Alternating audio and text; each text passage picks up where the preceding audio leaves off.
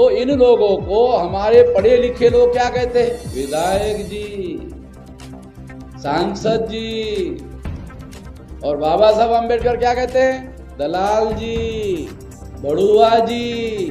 तो इन लोगों को हमारे पढ़े लिखे लोग क्या कहते हैं? विधायक जी, सांसद जी। और बाबा साहब अम्बेडकर क्या कहते हैं? दलाल जी, बड़ुआ जी। तो बाबा साहब अम्बेडकर का जय जयकार करना आसान नहीं है। ये तो दलाल और भड़वे गांधी जी के पुनः पैक से चुनकर जा रहे हैं। इससे तो हमारे आजाद भारत में हमारे लोग गुलाम बन जाएंगे। मैं आपको एक उदाहरण देता हूं कि ये एमएलए दलाल और भड़वे ज्वाइंट लोग ट्रेड में चुनकर जाते हैं, उसका उदाहरण देता हूं। जो एमएलए था शेड्यूल कास्ट का, उसने जज साहब को कहा, जज साहब चतुर्वेदी जी टॉयलेट को गए हैं, पानी लेकर नहीं गए। तुम्हारा जो चतुर्वेदी जी का पिछवाड़ा है, विधानसभा का सब्जेक्ट है, विषय है, तुम चिंता कर रहे हो। तुम एमएलए हो, विधानसभा का चिंता करना चाहिए। तो एग्जाम्पल देके बता रहा हूं कि ये पूना पैक्ट ने हमारे एमएलए और एमपी की हालत ये की। और हम लोग क्या कहते हैं उनको? विधायक जी, सांसद जी। तो सभी विषयों के बारे में कुछ बातें आप लोगों के सामने मैं रखना चाहता हूं। सबसे पहला विषय, मुझे पढ़े लिखे लोगों ने धोखा दिया। ये 18 मार्च 1956 को बाबा साहब अम्बेडकर ने जो रामलीला मैदान था, वह लाखों की भीड़ के सामने ये बात उन्होंने कही। तो हमें ये समझना जरूरी है कि आखिरकार उन्होंने ये बात, दुखदाई बात, उनको खुद बहुत बड़े पैमाने पर दुख देने वाली बात लगती है। तो सार्वजनिक मंच पर उन्होंने इस बात को लाखों लोगों की भीड़ के सामने क्यों कहा होगा, इसको जानना समझना अगर है तो उसके लिए थोड़ा हमें बैकग्राउंड हिस्ट्री में जाना जरूरी होगा। साथियों, पहली बात तो मैं आप लोगों को ये बताना चाहता हूँ कि 1848 को आधुनिक भारत में सबसे पहले हमारे आज़ादी का आंदोलन शुरू हुआ 1848 को। हमारे पढ़े लिखे लोगों को केवल एक ही बात पढ़ाई जाती है या उनको एक ही बात मालूम है कि आज़ादी दिलाने का काम गांधी जी ने किया, इतना ही मालूम, ज़्यादा मालूम नहीं है। इसलिए ये बात मैं आप लोगों को समझाना चाहता हूँ कि इस देश में जो मूल्यवासी बहुजन लोग हैं, जिसे ज्योतिराव फुले अपनी टर्मिनोलॉजी में शूद्र और अतिशूद्र कहा करते थे, उन्होंने 1848 को हमारे आज़ादी का आंदोलन शुरू किया।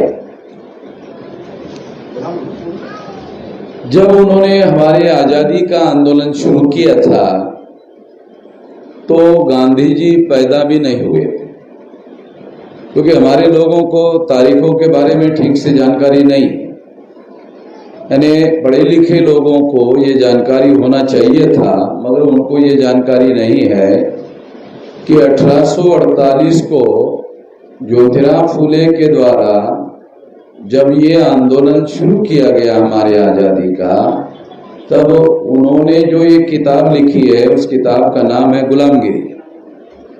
उस गुलामगिरी में उन्होंने लिखा, जो मौलिक बात है वो बात मैं आप लोगों को बता रहा हूं।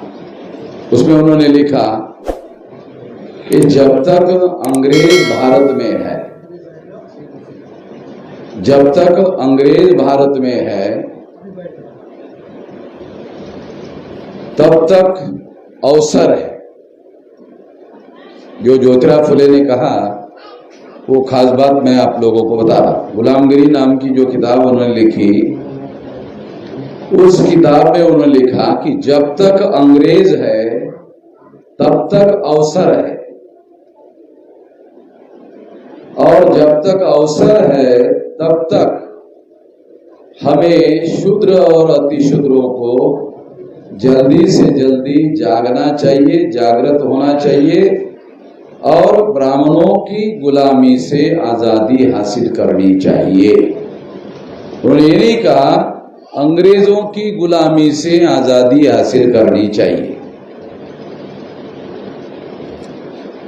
ये बहुत महत्वपूर्ण बात मैं आप लोगों को बता रहा हूं कि इसमें उन्होंने ये नहीं कहा कि अंग्रेजों के गुलामी से आजादी हासिल करनी चाहिए। वो ऐसा क्यों मानते थे, ऐसा क्यों कहते थे?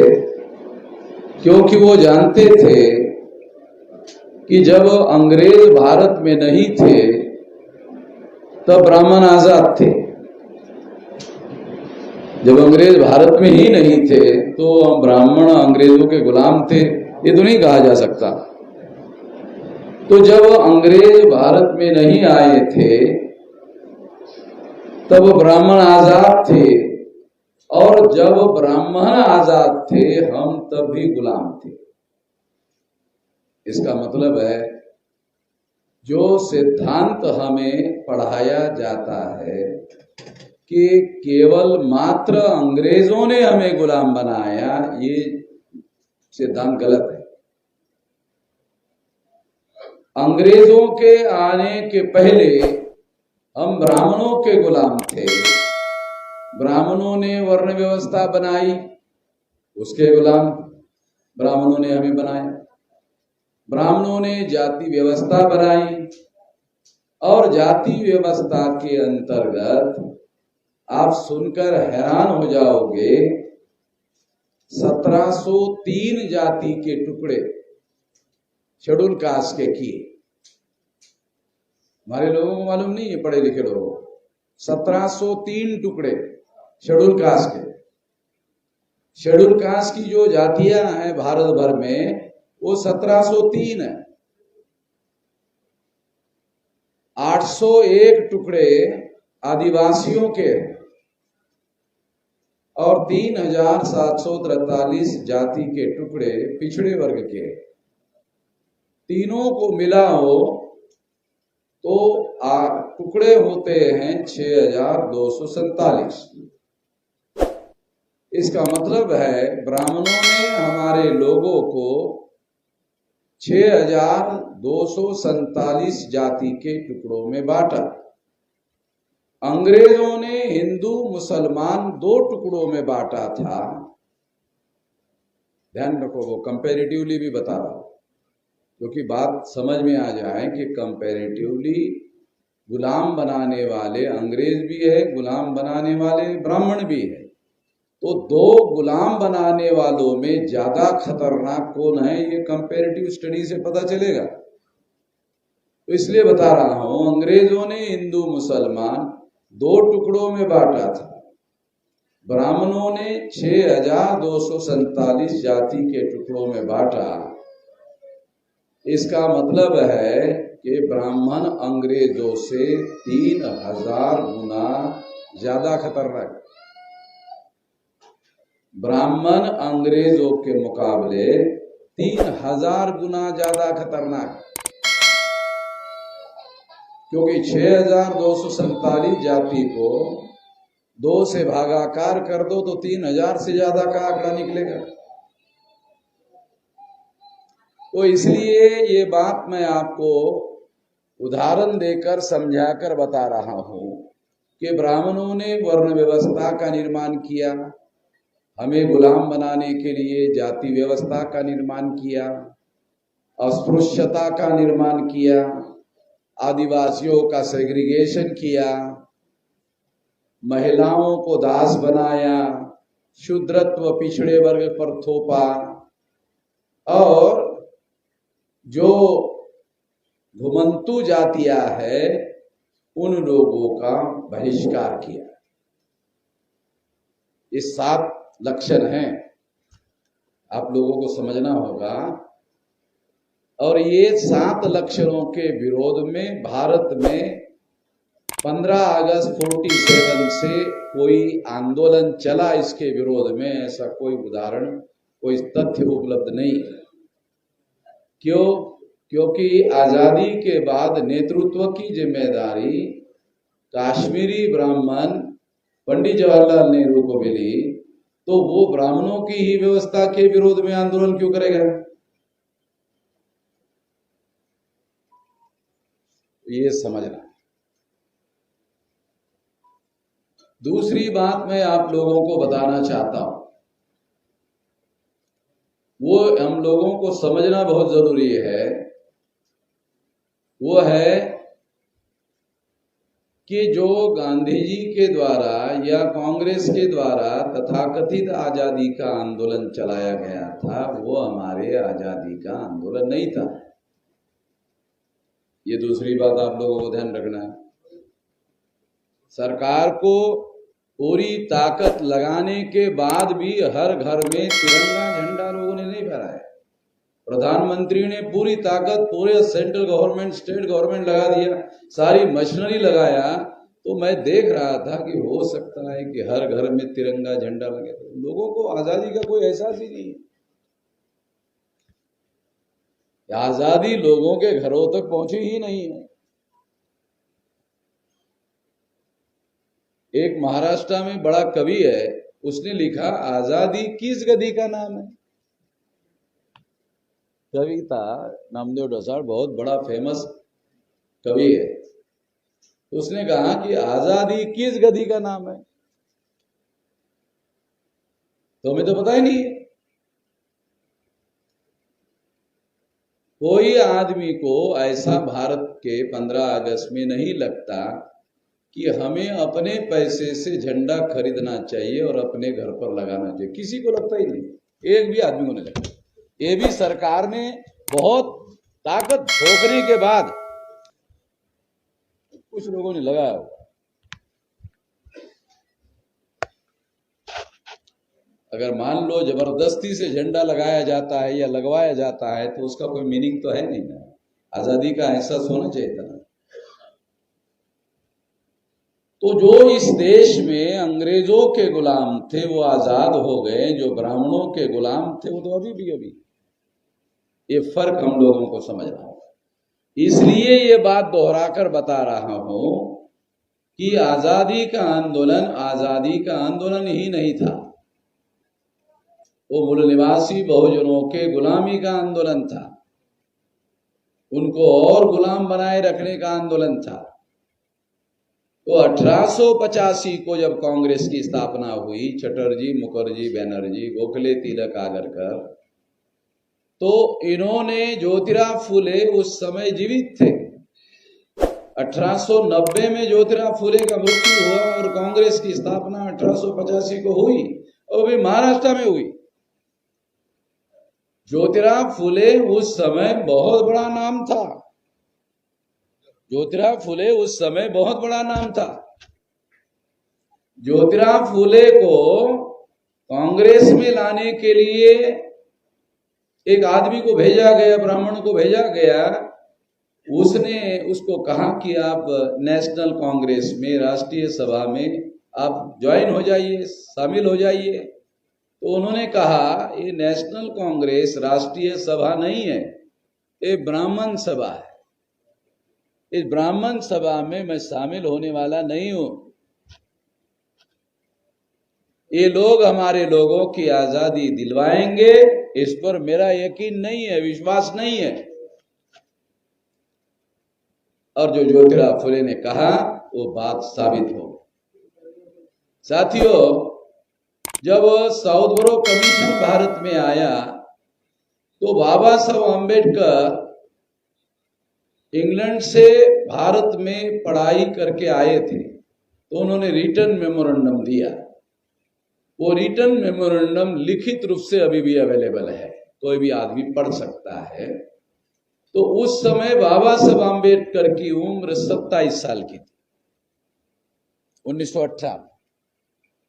कैलकुलेट करके देख लेना, क्योंकि मैं थोड़ा तारीखों के साथ सारी चीजें बताने का आदी हूं ताकि लोगों को सही सही इतिहास पता चले। क्योंकि हम बाबा साहब आंबेडकर जिंदाबाद तो कह लेते, जिंदाबाद कहने से जिंदाबाद होने वाला नहीं है। उनका आंदोलन आगे बढ़ाएंगे तो बाबा साहब आंबेडकर का जिंदाबाद होगा। अगर उनका आंदोलन आगे नहीं बढ़ाएंगे तो उनका जिंदाबाद कहने से जिंदाबाद होने वाला नहीं। तो इसीलिए ये बात मैं तब समझा रहा हूँ जब मैं मेरी उम्र 18 साल 3 महीने की थी। हमारे देश में कानून है 18 साल पूरे करने के बाद नौकरी कर सकते हो। तो मुझे सेंट्रल गवर्नमेंट का जॉब मिला था, प्रथम श्रेणी में मैं पास हो गया था और इस वजह से उसके आधार पर बगैर इंटरव्यू को मुझे नौकरी मिली। तो ऑफिस में सुपरवाइजर ने एक सीनियर आदमी को मेरा 6 महीने का ट्रेनिंग डिपार्टमेंटल करने के काम पर लगाया। तो उसका नाम पाटिल था। तो वो क्या करता था, शाम के 6 बजे तक मुझे डिपार्टमेंटल ट्रेनिंग देता था और 6 बजे के बाद वामसेप का ट्रेनिंग देने के लिए लेके जाता था। दो ट्रेनिंग करवाता था। यानी एक ट्रेनिंग तो मेरा सेंट्रल गवर्नमेंट का और दूसरा ट्रेनिंग वामसेप का। तो मैं 18 साल कुछ महीने के बाद में ही मेरा वामसेप में एंट्री हो गई। मैं तब से इस काम को कर रहा हूँ। अभी मेरी 65 साल की उम्र है। तो इसका मतलब ये है कि अगर 65 साल में से 18 साल निकालो तो 47 के लगभग साल से मैं कर रहा हूँ। और ये करते करते जो है ये आंदोलन अभी 31 राज्यों में 567 जिलों में 4000 से ज्यादा तहसीलों में 22,000 से ज्यादा ब्लॉक में और 1.5 लाख से ज्यादा गांव में फैल गया है। इतना फैलाने के बाद कह रहा हूं आपको कि हम लोगों को आंदोलन खड़ा करने के लिए मेहनत किए बगैर जिंदाबाद होने वाला नहीं है। कोई मेरे अलावा भारत में ऐसा कोई जिंदा आदमी आपको नहीं मिलेगा जो फिजिकली 500 जिलों में जाके मीटिंग कर चुका हो। अगर हो तो अच्छी बात है। अगर मेरा रिकॉर्ड ब्रेक करने वाला आदमी हो तो मुझे इस बात की खुशी होगी कि दूसरे लोग भी हैं, चलो अच्छी बात है। मगर मुझे अभी तक कोई ऐसा आदमी नहीं मिला, क्योंकि वामसेप के अलावा हमारे समाज में कोई राष्ट्रीय स्तर का संगठन ही नहीं है जो किसी मकसद को लेकर, किसी मिशन को लेकर, किसी ऑब्जेक्टिव को लेकर इतने शिद्दत से काम कर रहा हो। ऐसा मुझे कहीं दिखाई नहीं देता। अगर दिखाई देता होता तो फिर मैं ये काम क्यों करता, उसका ही कर लेता। तो इसलिए कोई नहीं है। तो आप, इसलिए मैं आप लोगों को कह रहा हूं कि मैंने इस पर अपनी जिंदगी लगभग 65 साल का मतलब तो 58 साल में तो स्टेट में आदमी रिटायर्ड हो जाता है, और सेंट्रल गवर्नमेंट में 60 साल में हो जाता है। न मैं रिटायर्ड हो गया हूँ न टायर्ड हो गया हूँ। अभी मैं जंगे मैदान में हूँ। अभी लड़ाई में छोड़ने वाला नहीं हूँ। और मुझे तो नहीं लगता, अभी मेरी उम्र 65 साल चल रही है, मगर मुझे अंदर से नहीं लगता कि मैं 65 साल का हूँ, जवान ही हुआ ऐसे लगता है। तो मैं तो और ही ये लड़ाई जो है, इस लड़ाई को खत्म करके ही जाऊंगा और 20-25 साल तक तो ये मामला जो है मैं करते रहूंगा, ऐसा मुझे यकीन लगता है। तो इस तरीके से ये लड़ाई योजनाबद्ध तरीके से साथियों ये लड़ाई हम लोग लड़ रहे हैं। इसके आधार पर ये बात आपको बता रहा। तो जो आज़ादी का आंदोलन था उन लोगों के द्वारा चलाया हुआ, वो आज़ादी का आंदोलन नहीं था। इसका एक सबूत और आपको देना चाहता हूँ कि जब 1918 को बाबा साहब अम्बेडकर ने रिटर्न मेमोरेंडम दिया, उस मेमोरेंडम में बाबा साहब ने एक बहुत खास बात लिखी कि हमें नॉमिनेटेड रिप्रेजेंटेशन नहीं चाहिए, हमें रियल रिप्रेजेंटेशन चाहिए। तो आज भी हमारे पढ़े लिखे लोगों को नॉमिनेटेड रिप्रेजेंटेशन और रियल रिप्रेजेंटेशन का फर्क समझ में नहीं आता। जो डेमोक्रेसी है दुनिया में, तो रिप्रेजेंटेटिव सिस्टम है। मान लो हमारे देश में 140 करोड़ लगभग जनसंख्या है, तो 140 करोड़ लोग संसद में जाकर बैठ नहीं सकते, तो उनके प्रतिनिधि जाकर वहां काम करते हैं। वो है 543 as per the provision of the constitution. 543 representative संसद में जाकर बैठते हैं। इसका मतलब है डेमोक्रेसी जो है वो फंक्शनल डेमोक्रेसी तब बनती है जब उसके प्रतिनिधि होते हैं। और प्रतिनिधि अगर नॉमिनेटेड हो तो फिर वो डेमोक्रेसी भी नॉमिनेटेड हो जाती है। अगर प्रतिनिधि रिप्रेजेंटेटिव अगर रियल हो, सच्चे हो, समाज के और लोगों के प्रतिनिधि हो। मैं आपको अमेरिका के सीनेट का उदाहरण देता हूं। जब अमेरिका के सीनेट में बहस होती है तो वहां नियम है, राष्ट्रपति को सीनेट में प्रवेश करने का अधिकार नहीं है। अमेरिका का राष्ट्रपति दुनिया में सबसे शक्तिशाली पोस्ट है। दुनिया में बहुत देशों के राष्ट्रपति है, अमेरिका का राष्ट्रपति जो है उसके पास बहुत ज्यादा पावर है, बहुत शक्तिशाली पोस्ट होती है। मगर वहां की जो सीनेट है, जिसे वो पार्लियामेंट कहते हैं, वो सीनेट में जब डिस्कस और डिबेट होता है तो राष्ट्रपति को भी आने नहीं देते। और उसका कारण है, वो कहते हैं कि राष्ट्रपति अंदर प्रवेश करने के बाद फ्री, फेयर एंड ट्रांसपेरेंट बहस नहीं हो सकती, इसलिए राष्ट्रपति को नहीं आएगा। बहस ज्यादा बात, सही फैसले के लिए बहस होना जरूरी। तो ट्रू डेमोक्रेसी जो है, सही और सच्ची डेमोक्रेसी जो है, वो सही और सच्चे प्रतिनिधित्व के द्वारा ही चलाई जा सकती है। ये बाबा साहब अम्बेडकर 1918 को कह रहे हैं लिखित रूप से कि हमें रियल रिप्रेजेंटेशन चाहिए, नॉमिनेटेड रिप्रेजेंटेशन नहीं चाहिए। उस समय कांग्रेस के नेता, सबसे बड़े नेता 1918 में गांधी जी नहीं थे। गांधी जी नहीं थे, बाल गंगाधर तिलक। और इसलिए उन्होंने इस बात का विरोध किया। वो हमारे लोगों को रिप्रेजेंटेशन देना ही नहीं चाहते थे। वो तो एक पब्लिक में स्टेटमेंट दिया बाल गंगाधर तिलक ने कि तेली, तंबोली और कुनभटों को, कुर्मियों को संसद में जाकर क्या हल चलाना है। संसद कोई भूमि है जिस पर हल चलाया जाए। पब्लिक में बाल गंगाधर तिलक ने ये स्टेटमेंट दिया था। हम लोगों को ये स्टेटमेंट नहीं बताया जाता है। हम लोगों को क्या बताया जाता, क्या पढ़ाया जाता तिलक के नाम पर? स्वराज्य हमारा जन्म सिद्ध अधिकार है और हम उसे लेकर रहेंगे। तो हमारे लोगों को भी बढ़िया लगता है, बढ़िया बात। मगर बाल गंगाधर तिलक की वो बात नहीं बताई जाती है जिसमें बाल गंगाधर तिलक कहते हैं तेली, तमोली और कुर्मियों को संसद में जाकर क्या हल चलाना है। ये संसद कोई भूमि है जिस पर हल चलाया जाए। इसका मतलब है कि जो भी व्यवस्था आने वाले समय में, आजादी में आने वाली है, उस व्यवस्था में ओबीसी के लोगों को रिप्रेजेंटेशन नहीं होगा। ये बाल गंगाधर तिलक के बयान से प्रूव होता है।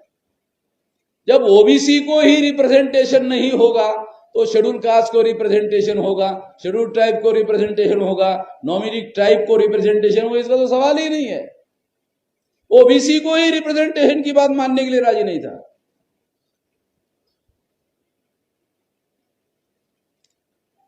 तो अंग्रेजों ने बाल गंगाधर तिलक की वजह से तिलक की बात को माना, बाबा साहब अम्बेडकर की बात को नहीं माना। और 1919 का जो फर्स्ट इंडिया एक्ट है उसमें तमाम बैकवर्ड क्लासेस के लोगों को ज्यादा से ज्यादा नॉमिनेटेड रिप्रेजेंटेशन दिया जाएगा। ये उसके तहत बॉम्बे प्रोविंस में दो लोगों को, शेड्यूल कास्ट के दो लोगों को नॉमिनेट किया गया, डॉक्टर सोलंकी और बाबा साहब अम्बेडकर। बाबा साहब अम्बेडकर ने बहुत सारा काम नॉमिनेटेड रिप्रेजेंटेटिव होने के बावजूद भी किया। उसके बाद हर 10 साल के बाद समीक्षा होगी। तो समीक्षा के लिए 1928 को साइमन कमीशन भारत में आया और साइमन कमीशन ने ये घोषित किया कि 1919 के कानून में लोगों को ज्यादा रिप्रेजेंटेशन नहीं दिया गया। जिन लोगों को रिप्रेजेंटेशन नहीं दिया गया उनको दिया जाएगा। तब तक कांग्रेस के नेतृत्व में एक बड़ा बदलाव आ चुका था। वो बड़ा बदलाव ये था कि बाल गंगाधर तिलक का मृत्यु हो गया था और कांग्रेस के नेता गांधी जी हो गए। जब गांधी जी ने देखा कि साइमन कमीशन अंग्रेजों के द्वारा ज्यादा लोगों को और संभवतः ज्यादा बैकवर्डों को रिप्रेजेंटेशन देने की बात कर रहा है, तो गांधी जी ने साइमन चले जाओ का आंदोलन शुरू किया। हमारे पढ़े लिखे लोगों को ये पता ही नहीं है कि गांधी और कांग्रेस के द्वारा साइमन कमीशन चले जाओ का जो आंदोलन चला गया था, उसका विरोध में आंदोलन चलाया गया था, ये हमारे लोगों को रिप्रेजेंटेशन नहीं मिलना चाहिए इसके लिए था। जानकारी नहीं, और ये सिलेबस में पढ़ाया ही नहीं जाता।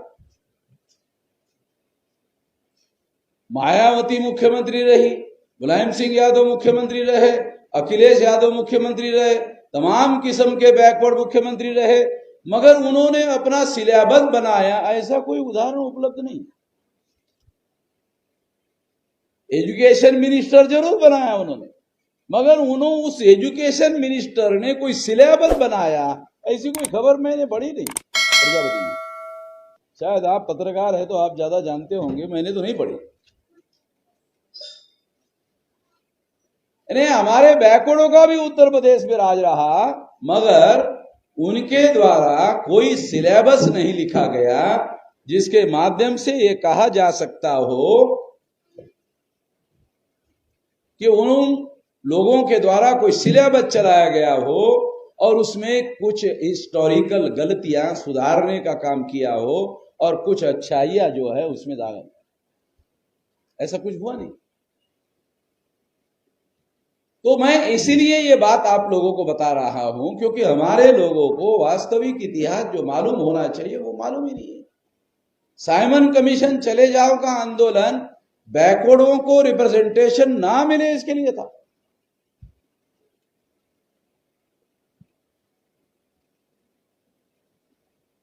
और ये ही सबसे बड़ा कारण था कि बाबा साहब अम्बेडकर ने उसका वेलकम किया। गांधी जी ने आंदोलन चलाया उसके विरोध में, बाबा साहब अम्बेडकर ने वेलकम किया। तो कांग्रेस के लोगों ने बाबा साहब अम्बेडकर को देशद्रोही कहा वेलकम करने की वजह से। जिस कांग्रेस ने बाबा साहब अम्बेडकर को देशद्रोही कहा, वो लोग आजकल बाबा साहब अम्बेडकर का भी फोटो छापते हैं, कांग्रेस वाले, क्योंकि अब उनको मालूम हो गया है कि हमारा झूठ अब लोगों को मालूम हो गया है। और ये जो कांग्रेस का झूठ जो है ये बामसेप वालों ने सारे देश के लोगों के सामने नंगा किया, किसी ने नहीं किया। ये बामसेप वालों ने किया। 1 दिन का ट्रेनिंग लिया, 2 दिन का ट्रेनिंग लिया, 3 दिन का ट्रेनिंग लिया, 5 दिन का ट्रेनिंग लिया, ये सारा तथ्य हिस्टोरिकल सत्य सारा फैक्ट के साथ लोगों को बताया था, लोगों को जानकारी हुई। तो इस तरह से साथियों ये बात मैं आप लोगों को बता रहा हूं। जब साइमन कमीशन चले जाओ का आंदोलन चलाया गया तो साइमन जो है बहुत सारा काम नहीं कर पाए और जो भी स्थिति थी उसका रिपोर्ट उन्होंने दिया और वो आधा अधूरा रिपोर्ट होने की वजह से अंग्रेजों ने राजनीतिक सुधार जो कॉन्स्टिट्यूशनल रिफॉर्म्स करने के लिए उन्होंने दूसरी योजना बनाई और 1930 को राउंड टेबल कॉन्फ्रेंस बुलाई। बाबा साहब अम्बेडकर को वहां बुलाया गया। फिर 1932 को राउंड टेबल कॉन्फ्रेंस बुलाई, वहां बाबा साहब अम्बेडकर को बुलाया गया और वहां बाबा साहब अम्बेडकर ने शेड्यूल कास्ट के लोगों को, शेड्यूल ट्राइब के लोगों को सेपरेट इलेक्टोरेट की मांग की। अंग्रेजों ने सेपरेट इलेक्टोरेट की मांग मंजूर की। क्यों? क्योंकि जो रियल रिप्रेजेंटेटिव है वो सेपरेट इलेक्टोरेट के बजाय चुनकर नहीं आ सकता। सेपरेट इलेक्टोरेट का क्या मतलब था? अछूतों के ही वोटर होने चाहिए, अछूतों के ही कैंडिडेट होने चाहिए और ब्राह्मण क्षत्रिय वैश्यों को उस चुनाव क्षेत्र में वोट देने का अधिकार नहीं होना चाहिए। अगर ब्राह्मण क्षत्रिय वैश्य को वोट देने का अधिकार होगा तो वो तो उनका नॉमिनेटेड आदमी चुनवा कर लाएंगे, हाँ जी करने वाले आदमी को चुनवा कर लाएंगे।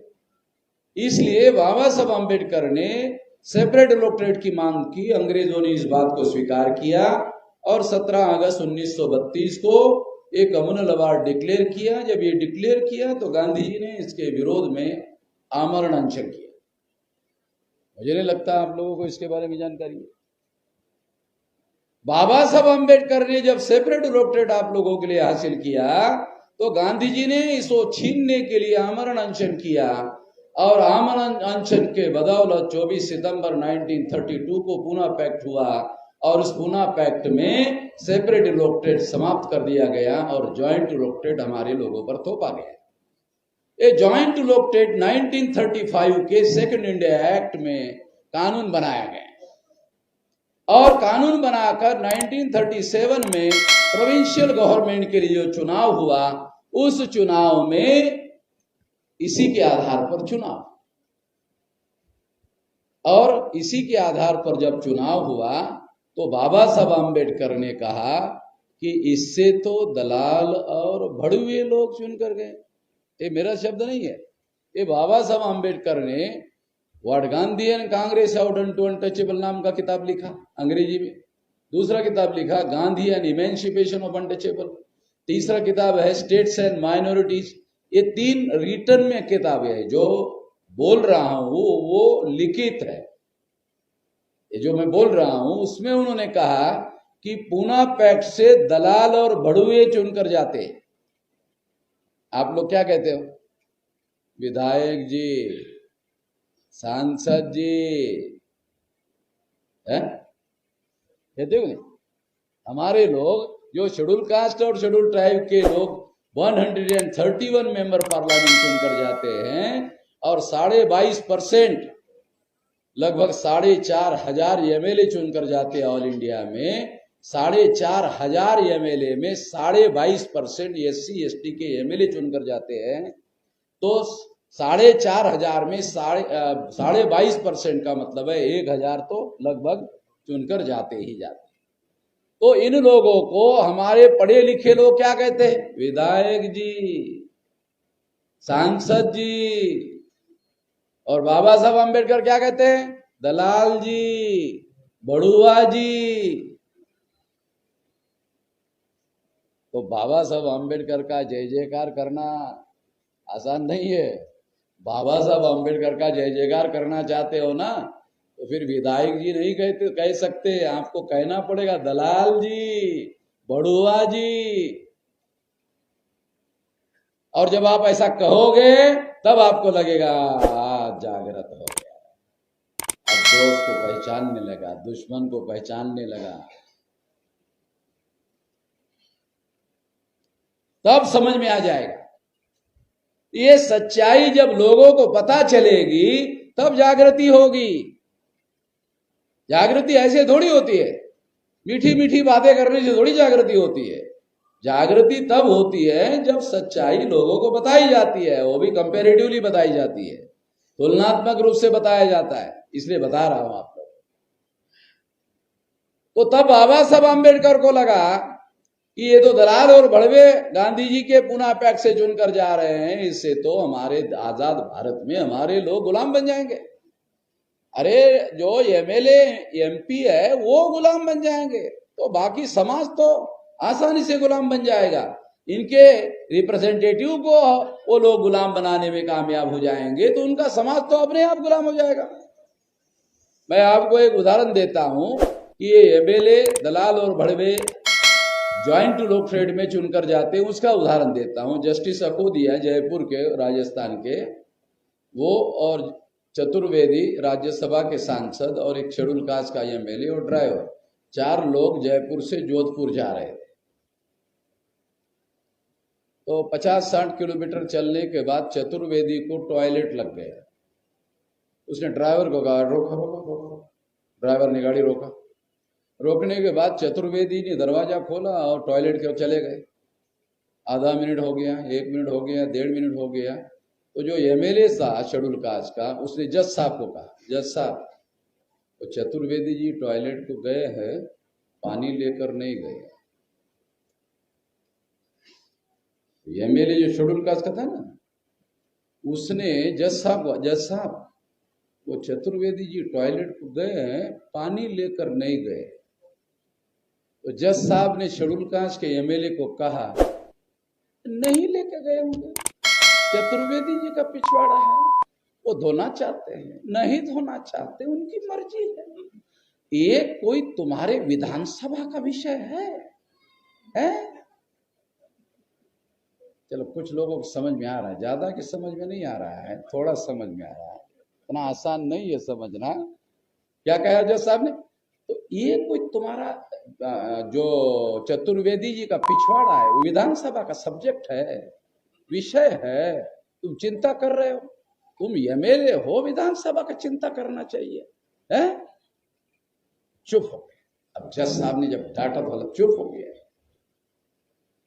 फिर आधा मिनट हो, फिर 1 मिनट हो, फिर 1.5 मिनट हो, फिर जज साहब देखा, मेरी सहमति लेकर तुम अगर पानी ले जाना चाहते हो और इसके लिए तुम मुझे पूछ रहे हो, तो मैं तुम्हें वार्निंग देता हूं, मेरे को मत पूछ। तेरे को पानी लेके जाना है जा, मगर मेरी सहमति लेकर मेरे को भी शामिल करना चाहता तेरे साथ है? तेरे को जाना है जा, मेरी सहमति मत ले, तेरे को जाना जा। तो उसने बोतल उठाया, गए। तो यहाँ वो बोल रहे थे अजमेर के अधिवेशन में, मैं यहाँ बैठा था, जज साहब यहाँ से बोल रहे थे, मैं यहाँ बैठा था। मैंने जज साहब को पूछा, जज साहब हमारा शेड्यूल कास्ट का एमएलए पानी की बोतल लेकर ही गया या चतुर्वेदी का पिछवाड़ा भी धोया? तो जज साहब ने कहा, वो झाड़ी के पीछे थे, मैं देख नहीं पाया, हो सकता है ऐसा हो गया। तो जॉइंट इलेक्टोरेट में जो पॉलिटिकल रिजर्वेशन है, वो पॉलिटिकल रिजर्वेशन में जो एमएलए और एमपी चुनकर जाते हैं वो इस लेवल के होते हैं। तो बाबा साहब आम्बेडकर ने दलाल भड़वा कहा था, बाबा साहब आम्बेडकर ने दलाल भड़वा कहा था, चतुर्वेदी यानी ब्राह्मणों का पिछवाड़ा धोने वाला पैदा होगा, ये बाबा साहब भी सोच नहीं पाए थे। उनके पास बड़ा लंबा दिमाग था, मगर वो भी इतने गिर जाएंगे, इतने निचले स्तर पर गिर जाएंगे, इतना मतलब तौहीन हो जाएगी और पतन हो जाएगा, ये उन्होंने नहीं सोचा था। मगर प्रैक्टिकल उदाहरण बता रहा हूं आपको, एग्जाम्पल देके बता रहा हूं कि ये पूना पैक्ट ने हमारे एमएलए और एमपी की हालत ये की, और हम लोग क्या कहते हैं उनको, विधायक जी, सांसद जी। अरे काहे के विधायक जी और काहे के सांसद जी? तो ये जो बात मैं आप लोगों को बता रहा हूं, ये बाबा साहब आम्बेडकर ने what Gandhi and Congress out to untouchable में दलाल और भड़वे पैदा होंगे, उन्होंने अंग्रेजी में लिखा था agent of the caste Hindu. तो एजेंट को शुद्ध हिंदी में कहते हैं मध्यस्थ। ये हमारे लोगों को इतनी शुद्ध हिंदी समझ में नहीं आए, मैं देशी हिंदी बोलता हूं। 2 प्रकार की हिंदी है, शुद्ध हिंदी और देशी हिंदी। तो देशी हिंदी में दलाल और भड़ुआ कहते हैं, शुद्ध हिंदी में मध्यस्थ बोलते हैं। तो बाबा साहब अम्बेडकर ने अंग्रेजी में agent of the caste Hindu कहा था, तो उसका ट्रांसलेशन है दलाल और भड़ुआ। तो बाबा साहब अम्बेडकर ने लिखित रूप किताब में लिखा हुआ है, मैं तो बोल रहा हूं। कुछ लोग ऐसा कह सकते हैं असंसदीय है, ये भाषा असंसदीय है। अरे हमारा सब कुछ साला सुन लिया, तुम सांसदीय असंसदीय झंझट में पड़े हुए हो। हमको जो वास्तविक स्थिति है वो तो बताना पड़ेगा। तो रिप्रेजेंटेशन का अधिकार गांधी जी ने छीन लिया। वो आजादी का आंदोलन कर रहे थे, मगर सभी लोगों के आजादी का आंदोलन नहीं कर रहे थे। अगर सभी लोगों के आजादी का आंदोलन कर रहे होते तो बाबा साहब आम्बेडकर ने जो हक और अधिकार हासिल किया था उसको छीनने के लिए आमरण अनशन करने का काम नहीं करते। गांधी जी के बारे में भी हमारे लोगों को सही सही जानकारी नहीं है।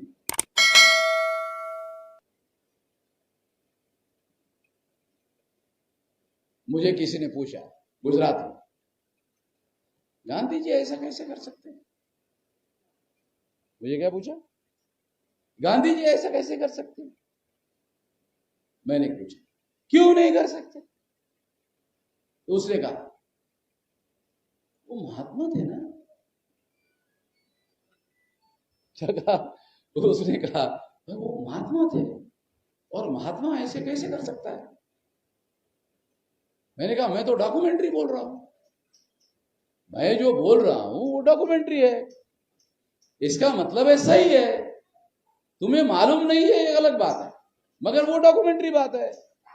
इतना ही नहीं है, ये जो जॉइंट इलेक्टोरेट में शेड्यूल कास्ट और शेड्यूल ट्राइब के जो एमपी और एमएलए चुनकर जाते हैं वो आज भी है।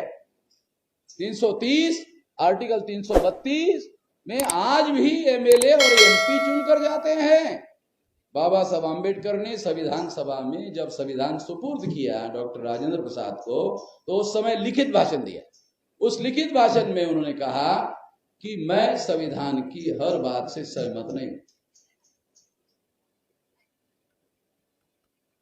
मैं जब पहली बार पढ़ा तो मुझे बड़ा हैरानी हुआ, बाबा साहब आम्बेडकर ने लिखा, बाबा साहब आम्बेडकर ये हर बात से सहमत नहीं, ऐसा कह रहे, क्या बात है।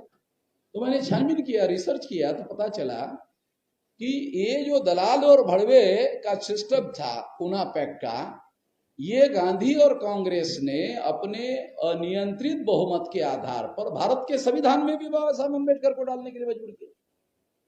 तो 330 और 332 के आर्टिकल में आज भी है, और आज भी हमारे दलाल और भड़वे जो है सारे देश भर में चुनकर जाते हैं।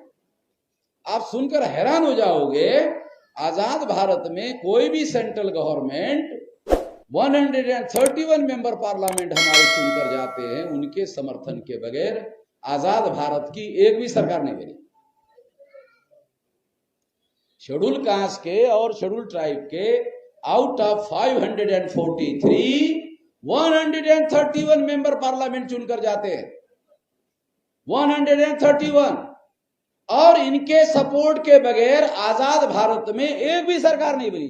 न कांग्रेस की सरकार बनी, न बीजेपी की सरकार बनी। 2019 में नरेंद्र मोदी दोबारा प्रधानमंत्री बने तो बीजेपी ने 303 सीटें जीती।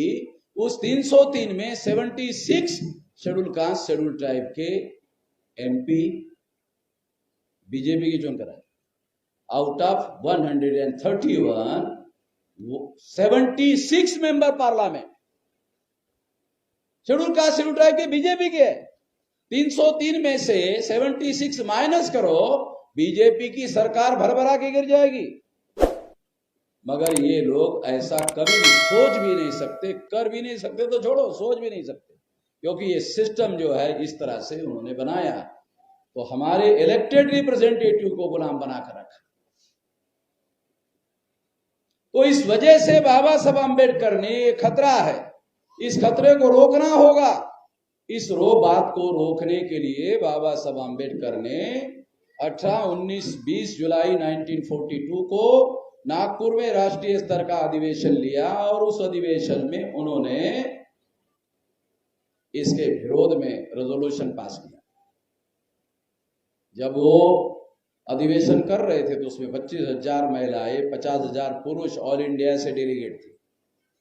इतनी बड़ी ताकत देखकर अंग्रेजों ने बाबा साहब आम्बेडकर को, सेंट्रल गवर्नमेंट जो अंग्रेजों ने बनाई थी, उस सेंट्रल गवर्नमेंट में बाबा साहब आम्बेडकर को 1942 को लेबर मिनिस्टर, सिंचाई मिनिस्टर, सीपीडब्ल्यूडी मिनिस्टर और बिजली मंत्री, ऐसे 4 कैबिनेट मंत्रालय का कार्यभार 1942 को बाबा साहब आम्बेडकर को दिया। आजाद भारत में जो लेबर लॉज है, वो सारे लेबर लॉज बाबा साहब आम्बेडकर के बनाए हुए हैं। और कितने लेबर लोगों को मालूम है, जब बाबा साहब आम्बेडकर लेबर मिनिस्टर बने तब उन्होंने अंग्रेजों के समय में लेबर लोगों के प्रोटेक्शन के लिए लेबर लॉज बनाए। आज बीजेपी और आरएसएस के लोगों ने वो लेबर लॉज समाप्त कर दिए और सारे लेबर लॉज को केवल चार रखा है।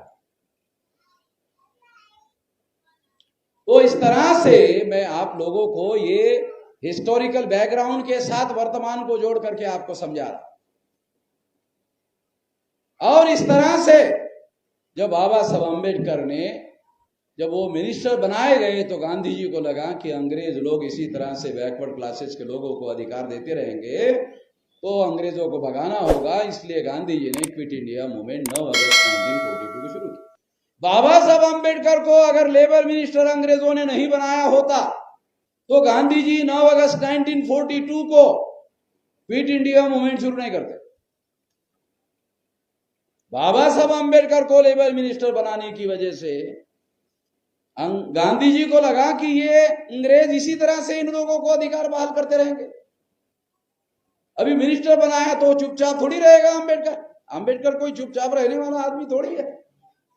43 में 8.33 रिजर्वेशन का ऑर्डर अंग्रेजों से निकलवाया। तो गांधी जी ने 9 अगस्त 1942 को क्विट इंडिया मूवमेंट शुरू कर दिया, भारत छोड़ो आंदोलन। और भारत छोड़ो आंदोलन ये बहुत भयंकर हिंसक आंदोलन था, क्योंकि गांधी जी ने एक दूसरा बयान दिया था, डू और डाई, करो या मरो। गांधी जी के बारे में हमें केवल यही बताया जाता है कि गांधी जी ने अहिंसा से आजादी दिलाई, मगर गांधी जी ने 9 अगस्त 1942 को डू और डाई का नारा लगाया और राष्ट्रव्यापी हिंसा हुई। किसी को पता है? किसी को पता नहीं, छुपा के रखा है। और आपको यही पढ़ाया जाता है कि गांधी जी ने अहिंसा से आजादी दिलाई। क्यों? क्योंकि भविष्य में अंग्रेज के जगह ब्राह्मण आ गए, और ब्राह्मण से अगर लोग आजादी हासिल करना चाहते हैं और गांधी जी से प्रेरणा लेकर हिंसा करना चाहते हैं, तो ये हिंसा का सबक पढ़ाया नहीं जाना चाहिए। इसलिए गांधी जी ने अहिंसा से आजादी दिलाई, तो तुम अहिंसा से करते रहो।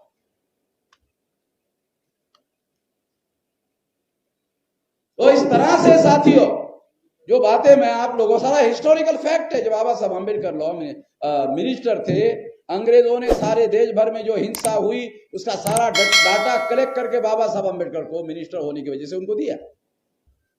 बाबा साहब अम्बेडकर के पास पूरा डाटा था, और कुछ डाटा उन्होंने जनता नाम का जो पेपर वो चलाते थे उसमें छापा भी है।